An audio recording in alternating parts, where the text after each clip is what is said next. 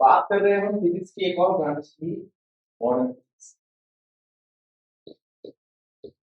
अब यहाँ पर एनसीईआरटी की कौन कौन सी यूनिट आती है आपको? पहली ड्यूअल नेचर, दूसरी एटम, और तीसरी न्यूक्लियर। ये तीनों चीजें ये तीनों चीजें हमने कहीं ना कहीं 11th में केमिस्ट्री में पढ़ रखी।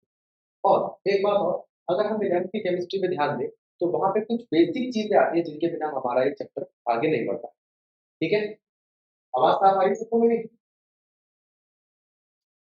ठीक है, तो जब इसकी बात करते हैं हम, तो हम बात करते हैं सबसे पहले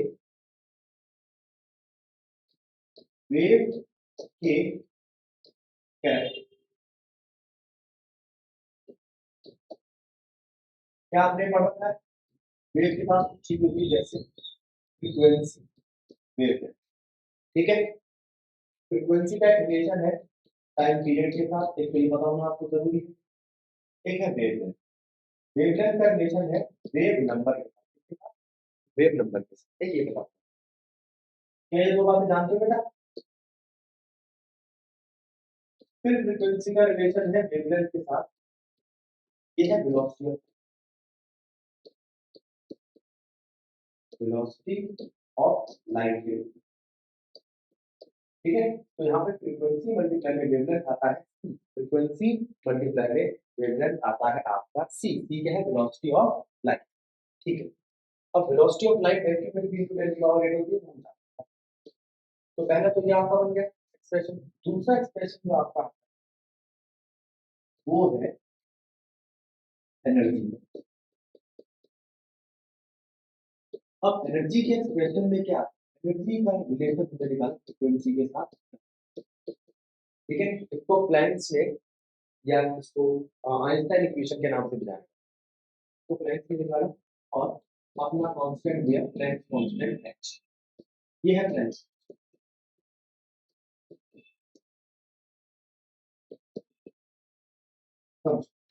एच क्या है यहाँ पर आपका? Planck's constant. E is equal to h का फॉर्मूला। ठीक, अब फिर वो पीछे वाली बातें अगर देखें, यानी कि एच फ्रीक्वेंसी मल्टीप्लाई में वेवलेंथ इसको सी लेते हैं, तो हमारे पास दो बातें हैं। फ्रीक्वेंसी होता है सी बाय लैम्डा, और एक वेवलेंथ होता है सी बाय फ्रीक्वेंसी। इन दो बातों को लेते हैं। ठीक है, और इन दोनों बातों को यहाँ पे, तो यहाँ से आपके पास एनर्जी का फॉर्मूला आता है सी बाय लैम्डा या एच। ठीक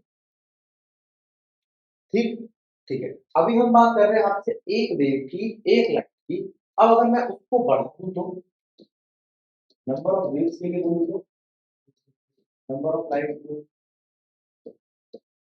तो वो कहता है, ये फॉर्मूला बन जाता है E equals to N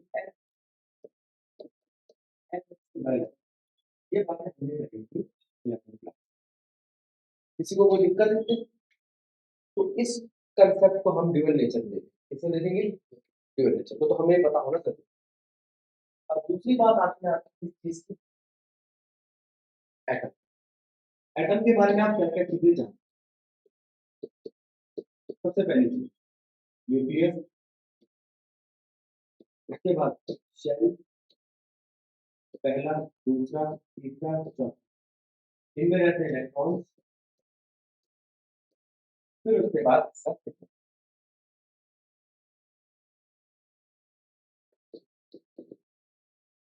simple देखें तो इसके पास अपना एक एटॉमिक नंबर और एक मास नंबर।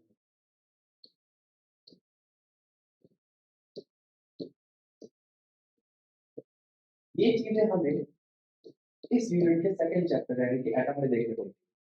ठीक है, एटम के अंदर हम बात करेंगे एटम की प्रॉपर्टीज की, और उसी के अंदर आता है आपका न्यूक्लियाई, जिसमें है प्रोटॉन और न्यूट्रॉन।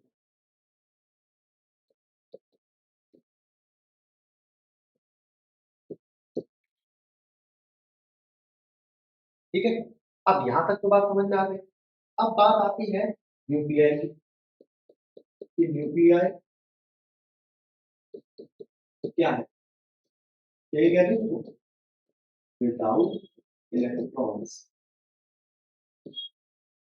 Part of atom.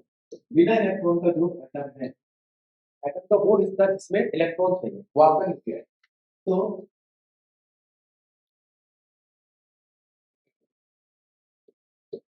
तो अगर मैं आपसे कहूं कि ये हीलियम है, जिसके पास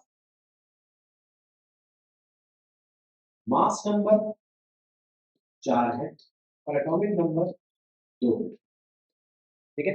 तो उसके पास इलेक्ट्रॉन कितने हैं, इसके पास प्रोटॉन कितने हैं, इसके पास न्यूट्रॉन कितने हैं। इलेक्ट्रॉन होते हैं Z के इक्वल, प्रोटॉन होते हैं Z के इक्वल, अगर वो न्यूट्रल है वरना इलेक्ट्रॉन ट्रांसफर हो सकते हैं। न्यूट्रॉन होते हैं A माइनस Z के। तो मैंने आपसे पूछा Z कितने हैं, तो 2। प्रोटॉन कितने हैं, 2। न्यूट्रॉन कितने हैं, 2। 4 माइनस 2।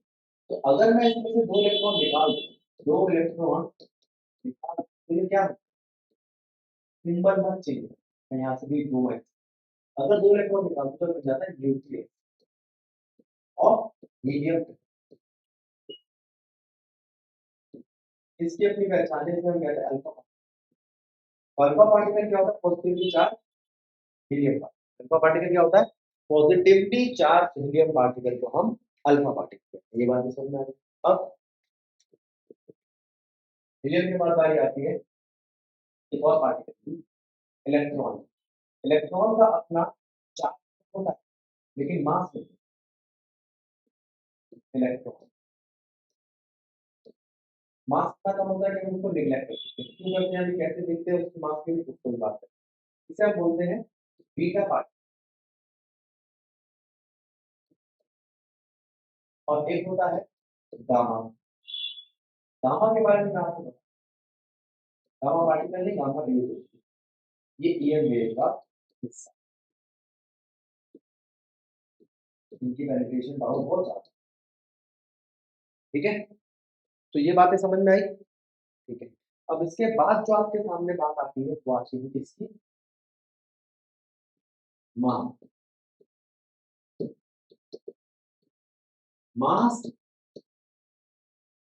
किसी प्रोटॉन का कितना है, इलेक्ट्रॉन का कितना है और न्यूट्रॉन का कितना, इस पे ध्यान दें। तो प्रोटॉन का मास निकल जाता है 6, 7, न्यूट्रॉन का कितना, ये इलेक्ट्रॉन का अलग देखिए।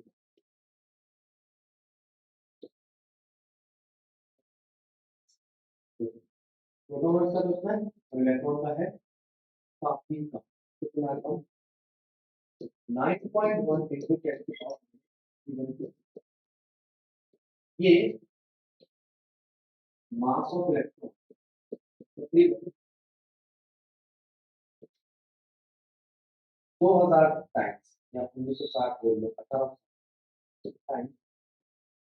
कम होता है, इससे मास ऑफ प्रोटॉन और न्यूट्रॉन 1860 गुना का, ठीक है।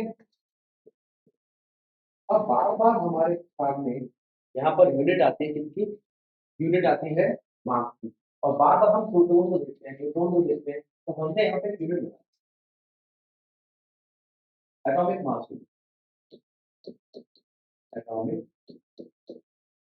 मास यूनिट, इसे ए भी बोल सकते हो आप, और यूनिफाइड मास के लिए यू बोल सकते हो इसको। यूनिफाइड मास या ए है क्या, ये मास की यूनिट है जो इक्वल है मास ऑफ प्रोटॉन की।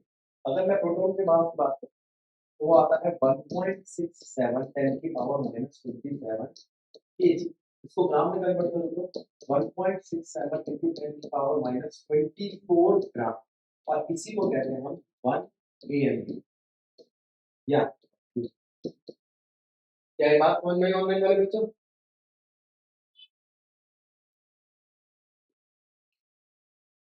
क्या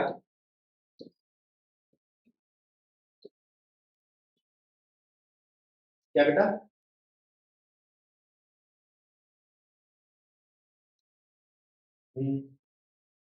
डिवाइड किया उससे, मास ऑफ इलेक्ट्रॉन जो है इतना गुना कम,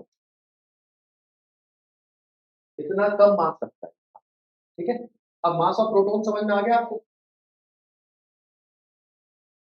मास ऑफ न्यूट्रॉन भी इतना ही है। अब वो कहता है मास ऑफ प्रोटॉन और मास ऑफ न्यूट्रॉन अभी लगभग एक AMU के बराबर है, एक यूनिट साइज मास के बराबर। ठीक है, तो मास ऑफ इलेक्ट्रॉन कितना है? कितना कम? एक बात। दूसरी बात, अगर मैं आपसे ये पूछूं प्रोटॉन क्या है, इलेक्ट्रॉन क्या है,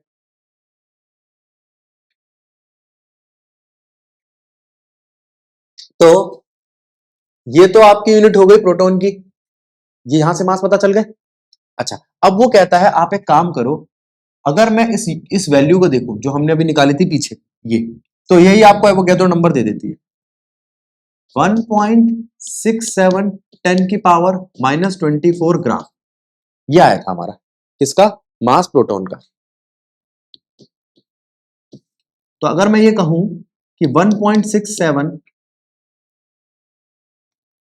इंटू 10 की पावर -24 ग्राम में कितने प्रोटॉन है, तो आप कहोगे एक प्रोटॉन। तो एक ग्राम में कितने हैं? अब अगर मैं इसको ग्राम में कन्वर्ट करता हूं तो कितना आती है वैल्यू?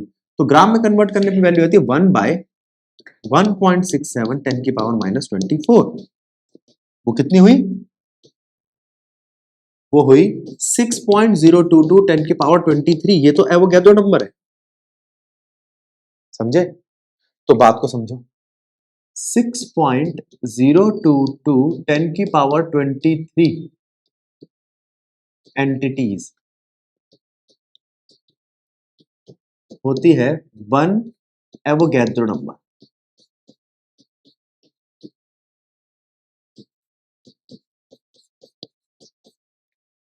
ठीक है, अब एवोगैड्रो नंबर का मतलब क्या हुआ यहां से? अगर मैं किसी x की बात करूं जिसका z एटॉमिक नंबर और a मास नंबर है, तो z मल्टीप्लाई में उसके पास z प्रोटॉन्स होंगे। ठीक है, z प्रोटॉन्स। अगर मैं आपसे पूछूं इन z प्रोटॉन्स का मास कितना है, तो आप कहोगे Zu, एक एटम के लिए। इसके लिए फॉर 1 एटम, लेकिन फॉर 6.022 इंटू 10 की पावर 23 एटम्स, अब देखना क्या होगा, क्या अब भी वो z मल्टीप्लाई में mp रहेगा? नहीं, उसके साथ एक और कांस्टेंट लग जाएगा Na, और वो कितना बन जाएगा? Zu की जगह z ग्राम। तो आप कह सकते हो अगर आपको u को कन्वर्ट करना हो ग्राम में, तो आप किसके साथ मल्टीप्लाई करते हो? एवोगैड्रो नंबर के साथ। तो ये बात ध्यान रखनी जरूरी है। अब ये 11th क्लास में आप पढ़ चुके हो एवोगैड्रो नंबर, आप ये भी पढ़ चुके हो कि z क्या होता है। ठीक है, तो अगर मैं आपसे कहूं कि क्या डिफरेंस है 2 ग्राम हीलियम में और 2 यू हीलियम में, 4 ग्राम, सॉरी 2 नहीं होता इसका, मास नंबर 4 होता है। 4 ग्राम में और 4 यू में क्या डिफरेंस है? 23 यू सोडियम और 23 ग्राम सोडियम में क्या डिफरेंस है? तो हम कहेंगे इसके अंदर 1 मोल हीलियम होता है और इसके अंदर 1 हीलियम होता है, 1 एटम ऑफ हीलियम। ठीक, इसके अंदर 1 एटम ऑफ सोडियम है और इसमें 1 मोल है पूरा का पूरा सोडियम का। ठीक है, यहां तक की बात को समझो, फिर आगे बढ़ते।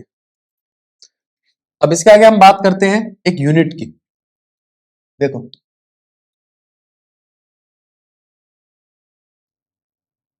देखो मैं बात कर रहा हूं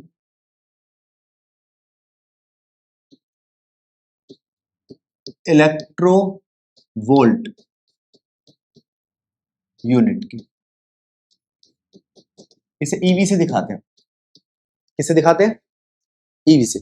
ठीक है, अब पहली बात तो ईवी कहां से आया, कौन है ईवी? तो हमने कहा भैया ई होता है चार्ज और ये V होता है वोल्ट या पोटेंशियल, है ना। तो तुम कहोगे तो वर्क डन है, हाँ वर्क डन क्या होता है, वर्क डन होता है चार्ज इनटू पोटेंशियल, ठीक बात। अब चार्ज के लिए तो E ले लिया और पोटेंशियल के लिए V ले लिया, वर्क डन के लिए क्या लूं, जूल, ठीक। तो जूल को मैं ईवी में कन्वर्ट कर रहा हूं, जूल को मैं ईवी में कन्वर्ट कर रहा हूं, लेकिन ई जो है ना, ई ऐसा यूनिट नहीं है, अब बनेगा वो यूनिट में। अब देखो, अब वर्क डन जो है वो आप जूल में ले सकते हो, तो वो कहोगे आप कि भैया एक ईवी जो होता है वो होता है 1.6 इंटू 10 की पावर माइनस 19 जूल या कूलम वोल्ट, बाद में जूल लिख लेना। तो रिलेशन मिल गया एक ईवी का जूल के साथ, बोलो। अब कोई तुमसे कहे एक जूल में कितने ईवी होते हैं, 1/1.6 इंटू 10 की पावर माइनस 19 ईवी, ठीक। तो एक ईवी की वैल्यू आ गई। एक मेगा इलेक्ट्रोवोल्ट कितना होगा, तो हम जानते हैं पहले से कि मेगा का मतलब क्या होता है, क्या ये यूनिट भी बहुत कम आएगी, हाँ 10 की पावर 6 इलेक्ट्रोवोल्ट, ठीक। तो ये बन गया 1.6 इंटू 10 की पावर माइनस 13 ईवी, 13 जूल।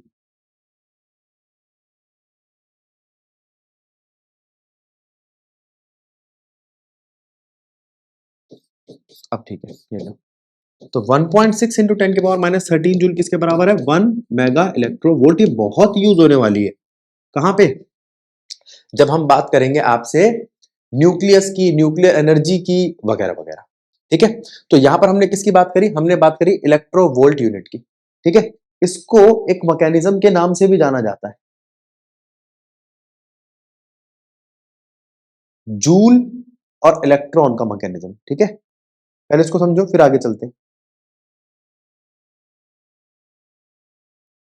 यहां तक बात समझ में आ गई।